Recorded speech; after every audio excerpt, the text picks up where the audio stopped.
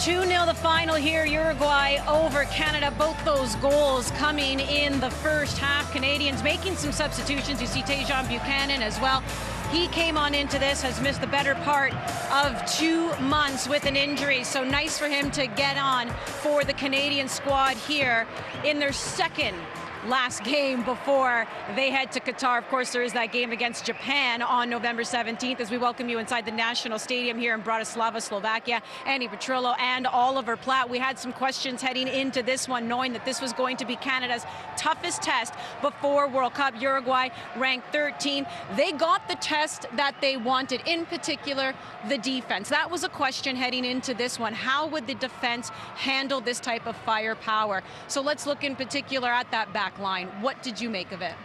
Yeah, they were taught some lessons, I think, and that was needed tonight. You know, we know going into the World Cup, the caliber of opponent they're going to be facing, it's going to be another step up, and with Luis Suarez and Darwin Núñez and all the players around them for Uruguay, they got a taste of that tonight, which I think is really important.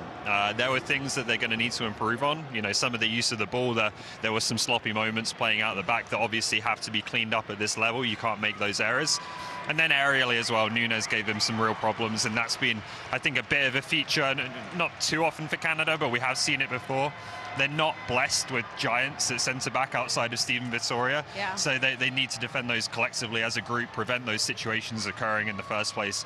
So they learned some things, but look, for me tonight, the big takeaway is they went 2-0 down and they didn't lie down. You know, they didn't get overwhelmed by the occasion. They stayed in the game. They created chances themselves. And I think there's a lot of really good things to take out of that performance despite the result. You can make the argument in the second 45 that Uruguay may have taken the foot off the gas just a little bit because Canada really was in their area, in their final third most of the time. So one of the questions we also had was Alphonso Davies, world-class player, has proven it at left back. We wanted to see how he would do as a forward. What did you make of him? What did you make of that forward line? I thought he was excellent. I really did. You know, I thought that left-hand side was where the threat was coming from for Canada, particularly in the first half, which I think, like you said, is the really important part of the game to judge. You know, best 11 against best 11, full intensity and pace of the game at that stage as well. You know, Davies is just an outstanding individual player. He had some wonderful moments in terms of his ability to, you know, go from his own half to the edge of the opposition area in the blink of an eye. You can see that he is going to be this team's X factor in Qatar and started to deliver, you know, that kind of performance that we're going to need to see. What we do need to add on to that now, and that this is not just Davies, it's the whole forward group, just a bit more sharpness in the box, right? That's where we saw Uruguay had a bit of a difference to Canada, was just a bit quicker, a bit sharper when it came to taking that chance. All right, one more area we're going to talk about on the pitch, and that, of course, is midfield, reiterating Noah Tiba-Hutchinson, Jonathan Osorio because of injury. We saw Sam Piet start both games, and we also saw Ismail Kone come in as a substitute in both games. Your thoughts on that? Yeah, I think Piet has done well, and I think he has done himself no harm in terms of being that kind of first alternative to Atiba Hutchinson, just because he is the experienced player, the more kind of reliable player at this stage. But I think Ismail Kone is a massive story coming out of this camp. I really do. I think he's not just going to be in the squad in Qatar. He's going to play. He is the player who John Herdman is looking to at this moment in time, you know, to come off the bench and to produce a bit of magic, produce something special, because he's capable of that. I really think we're looking at the next emerging Canadian star here. It's a bit early for him to maybe be in that starting role at the World Cup, but certainly off the bench for now, and in the not too distant future, he's going to be a massive part of this team. All right, well, we'll be coming back here. We'll have some player interviews in just a moment, but in the meantime, let's go back to studio, continue to look at this game with Adam Jenkins and Christian Jack. Yes, thank you very much, Andy and Oliver Platt. That is some pretty high praise for Ismail Kone. The next big Canadian star, the 20-year-old, certainly impressing. And what I find curious about that, KJ, is we heard so much from John yesterday where he didn't want this to be an assessment phase. He wanted this to be a preparation phase for the World Cup.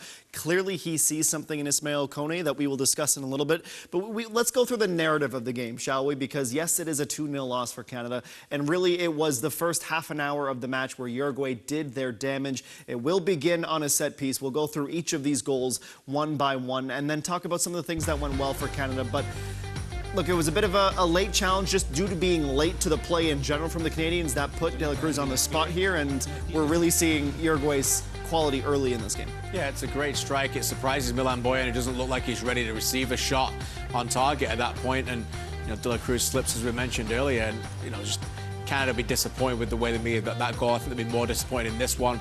You know, it's just a long ball to the back post. It is a phenomenal header by a brilliant player who needs that goal, and I thought he was terrific. Not only in possession, but his runs out of possession and blocking off, you know, specific pathways. I thought Nunez had a really good 60 minutes, but you can just see the physical stature that he brings, and that's a great header, gets over the top of it. And that was really game over at that point. You know, at Uruguay, it allowed them to make changes. Suarez off at halftime, Nunez off at 60, pack the midfield, play a different kind of formula player. They've got some terrific young players as well, and they brought them on. It's a really different Uruguay than we've seen over the last, the last 10 years ago or so. They had a very different look to them, and I'll bring that up why I think that's relevant later. But all in all, Canada, I thought, stuck to their game plan, played pretty well. The second half got better. And, you know, I think they'll be disappointed to give up those goals, but there's a lot of things like Kone and many other things we'll get to that I think John Herdman will be pretty happy with. Yeah, and we will, of course, hear from John Herdman as soon as he is ready and makes his way towards Andy and Ollie. But let's focus on the good, because there was a lot of good for Canada. Really, the goals in self-inflicted wounds, I think maybe not quite ready. You think you're ready for the speed, the scale, the quality of Uruguay until you actually see it in front of you and you have to deal with it. But throughout the match and really in the second half when they settled in, there were a lot of good moments for Canada. Yeah, play to their identity, right? We know what they're going to do, so, you know, you got to stick to it, keep the ball down. And in key moments like this, look how high the Uruguay line is. David's going to make that run through the middle right there, and a crisper ball over the top, and suddenly David's in, and he's got that one-on-one with the goalkeeper. So just watch these opportunities. It was a night of near misses for Canada in possession. You can see again they play through the midfield as Uruguay press.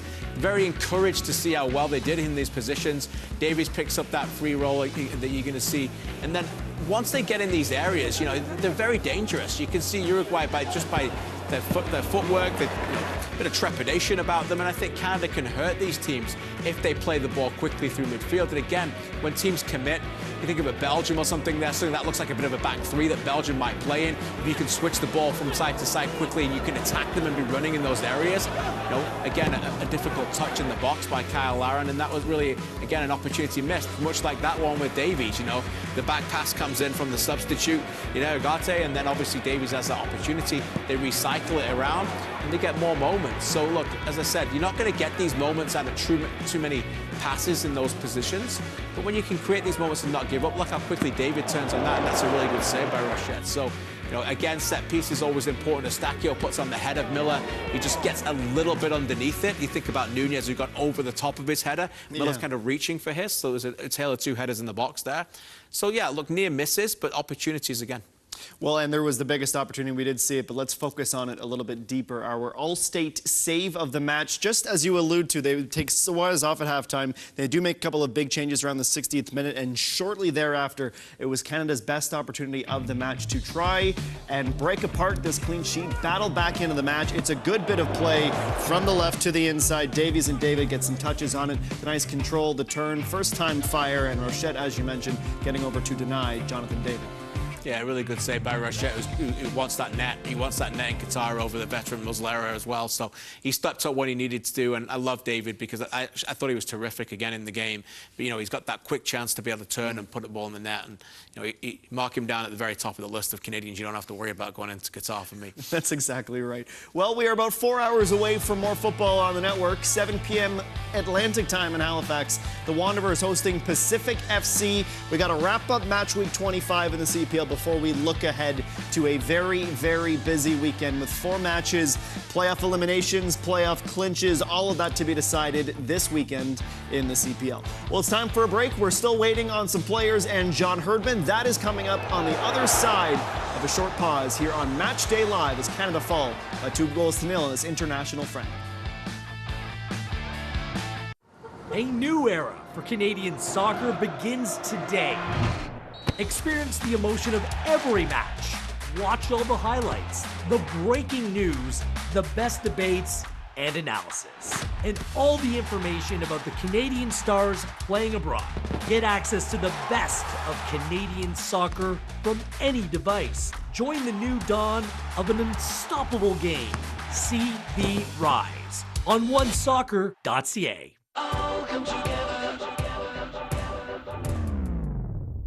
We call it the beautiful game, where artistry leaves you in awe, mixed with emotion that grips the soul. We are witness to beautiful goals, where unbelievable cannot begin to describe what we just saw. It is where pride comes to life on the pitch. Respect has been earned. This is where one game is found on OneSoccer. For life's transitions, working from home, and even small businesses, life gets better when you have space. With no long-term contracts or leases, get the size you need. First 4 weeks free. Access Storage. Proud partner of Canada Soccer's men's national team.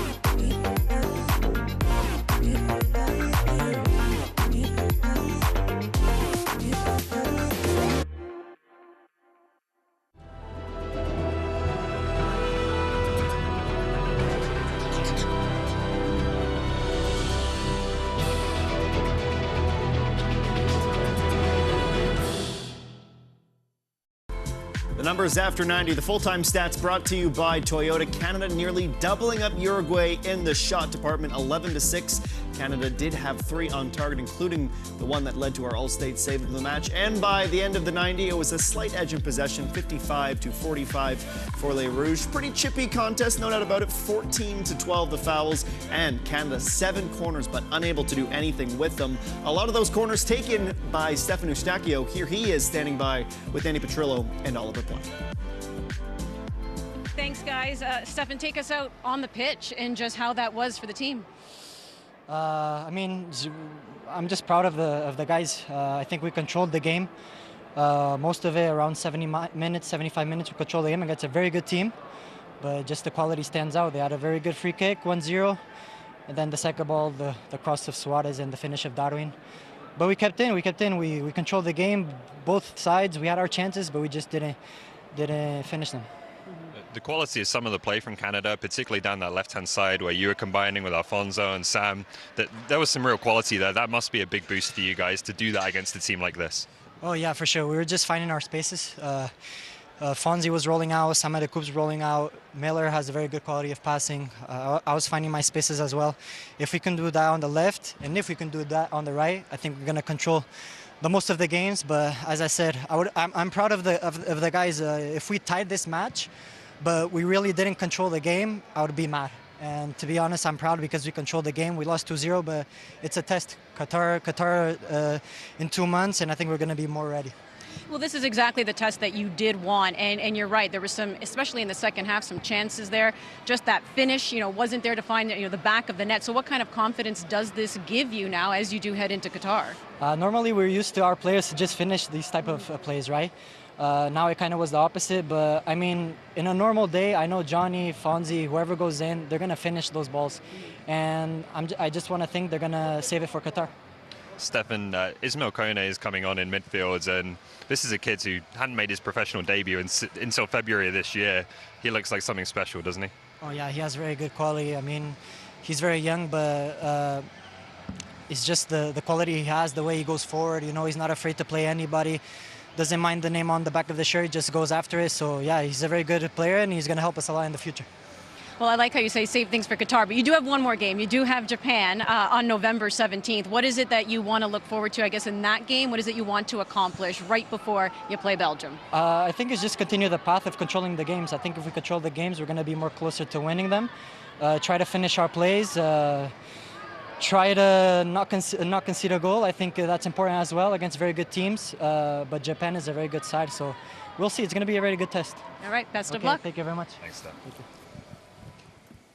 What a journey for Stefan Eustáquio from debuting in the 4-1 loss, I think it was in Orlando, that CONCACAF Nations League. I was waiting for him to put him on because we weren't sure if we were going to get picked up by a different country. Well, cap him now. Yeah, exactly. And I think that's one of the best decisions that Canada Soccer has ever made. He's that type of player that doesn't ever get the headlines or the glamour because he just plays a very responsible, effective game where when he's not being spoken about, typically that's a good thing because no mistakes are happening. And we spoke before the show, and I do want to touch on his comments about Ismail Kone, but he has very quickly, in just 26 caps, Eustáquio made himself unremovable from this team for Herdman. Yeah, For me, he was the most consistent and best player in World Cup qualifying.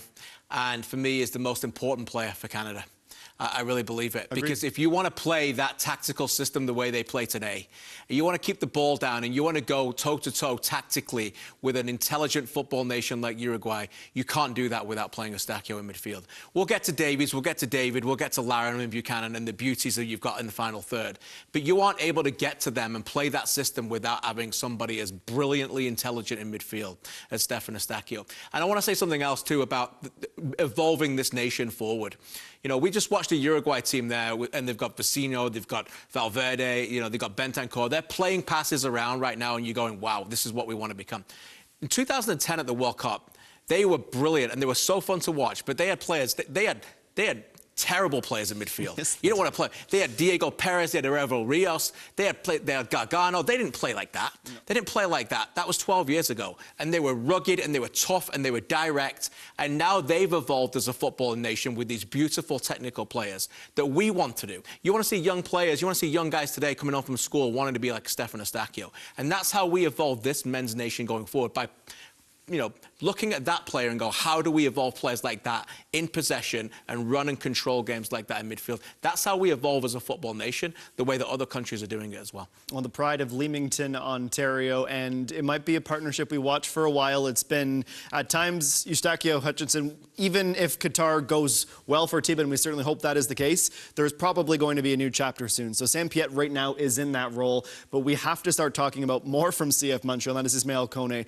Those two could be the heartbeat of Canada's midfield for quite some time, and you don't want to oversell it, but the early returns we've seen from Kone, considering he comes in again, World Cup qualifying on the road, Costa Rica, gets a 10-minute shift in, and you're excited to see him make his debut, but we're already seeing those leaps and bounds from him, both with Montreal and for the Maple Leaf as well. Yeah, it's not hard to dream about a potential midfield in 2026 at the World Cup in Canada, hosting the World Cup with him in midfield with Eustáquio.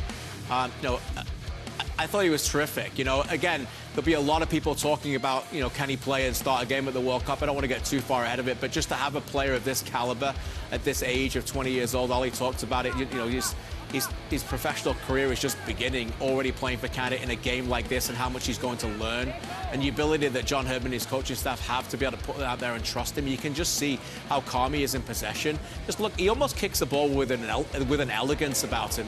A lot of central midfielders are ball controllers, and they pass you a ball hoping that you receive it to keep it. And he passes balls away thinking, what are you going to do with it afterwards? He puts it in front of players, and he thinks ahead of the time. He also tracks back a lot and works hard for the cause as well. And he gets a ball like this, and he thinks, okay, that's fine. I'll just go into space, and I'll easily move it around. And so he's got so many qualities that he just glides across the football field.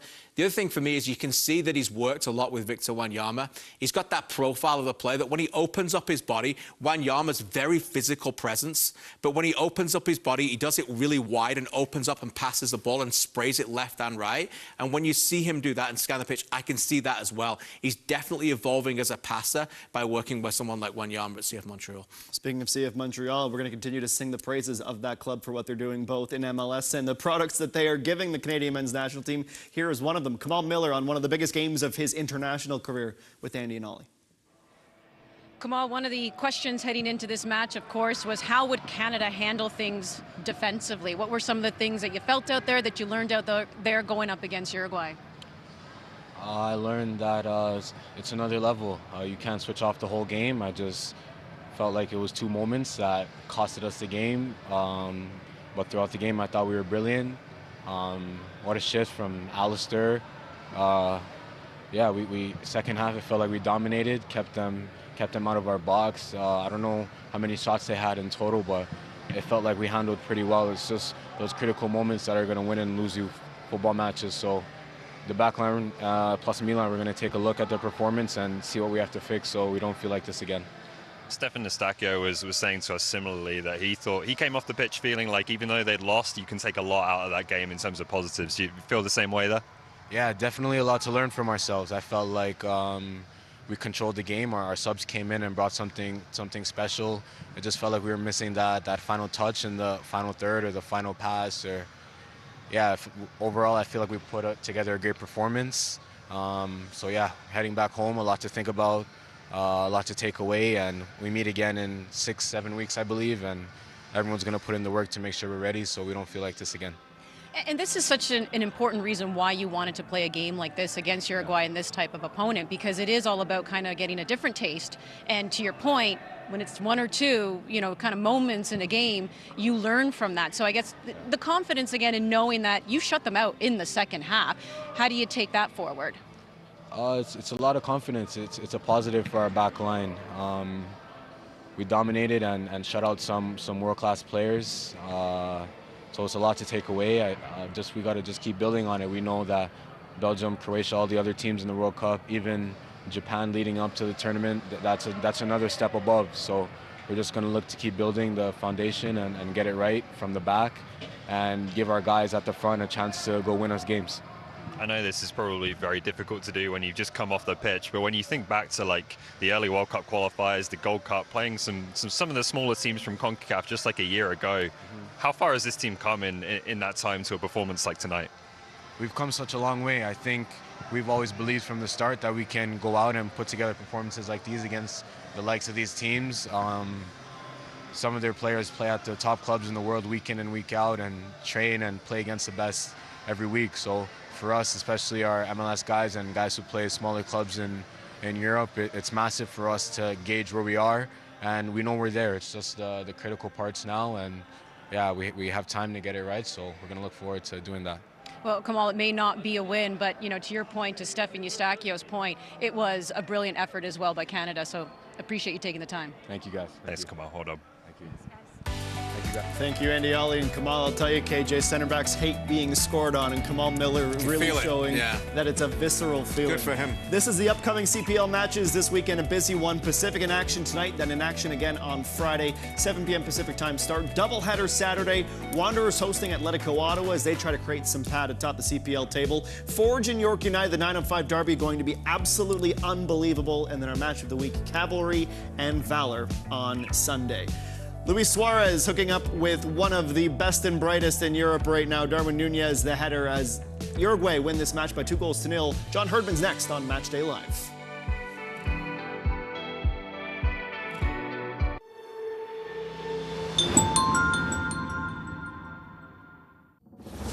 We're used to labels. Apologetic. Sweet. Pushovers. 1, 2, 3, red! But screw labels. No more being polite. No more sugarcoating. Because we're labelless and limitless. Oat Canada, the official plant protein partner of Canada Soccer.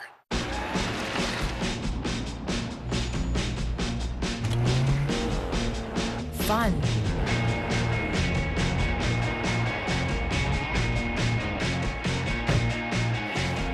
Intelligence.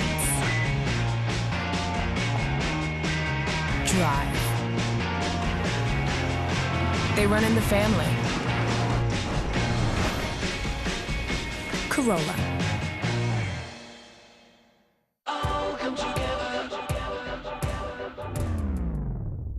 We call it the beautiful game, where artistry leaves you in awe, mixed with emotion that grips the soul. We are witness to beautiful goals, where unbelievable cannot begin to describe what we just saw. It is where pride comes to life on the pitch. Respect has been earned. This is where one game is found on OneSoccer.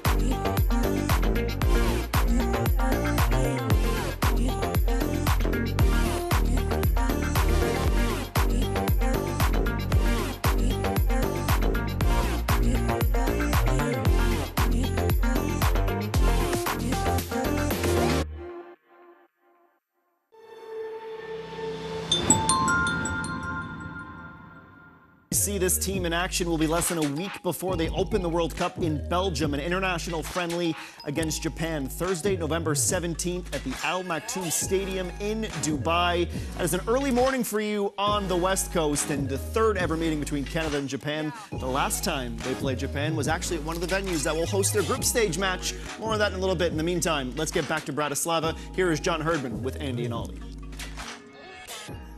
John, sometimes in the world of sports, results and feelings don't always match up. And you had once said that sometimes you can win a game but feel like you lost it, and sometimes you can lose a game but feel like you won it. How is Canada feeling after that? Yeah, I think a bit disappointed. I just spoke with the lads in the dressing room and let them know that when you have that type of opportunity in a game, you got to take the chances. You've got to win football matches, and there's not going to be any special award for losing games where you have a chance to win them. You lose games like that, you're going to drop out of a World Cup pretty quickly and go home. When we perform like that, you expect a result. And I think it's disappointing. I'm happy with elements of the performance. Don't get us wrong, and let the lads know that there's elements there that, that was Uruguay. But, we're a real team, and we got to take those moments. John, when you look back on this journey over the past year or two now, it's felt like there's been some pivotal moments that you can kind of point to along the way where this team is, whatever's happened on the night, it's been a big moment for the team. Do you think you can potentially look back at a game like that as another one of those? Yeah, I mean, that's what I love about this team. We've had moments against the US, good and bad, and we've been able to pivot and shift in with real focus. I think what the players realise there is that we're right there. And some of the work in that attacking quarter just wasn't clinical enough. I mean, they had, three, four crosses and scored off 2 accurately. I mean, we had 22 crosses, scored off none. I don't think we had many completions off them. So there's just got to be that desire and willingness to go on and win football matches. I mean, most of the game I'm happy with. So when we look at it, there's not a massive gap to close here. It's being realistic with, we have a chance at this World Cup to really push on. And tonight, for those that were guessing and wondering, how far Canada are away, well, it was a 2-0 loss, and that's what it is. It's what's going to be on the record books, and at the end of the day, performances are good for us in this moment, but when we get to the World Cup, that has to be a win with those opportunities. John, a lot of people obviously keeping an eye on the squad, knowing that the World Cup is less than 2 months away, and in back-to-back games, Ismail Kone comes in as a substitute, and we know right now, testing the depth in that midfield. What can you say about a young player like that and his performance in these 2 games?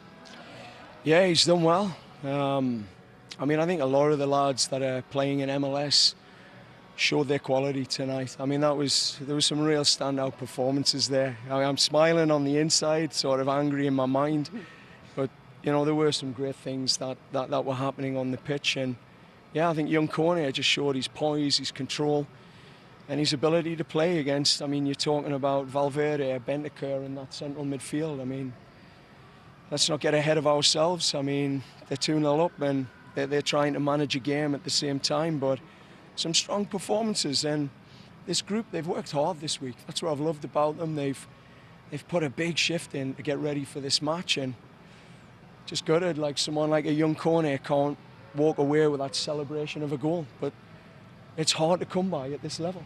This is what Canada's got to learn. Like, you're not going to get a gift. You've got to earn it, and our whole team have got to work to make sure those chances we put away.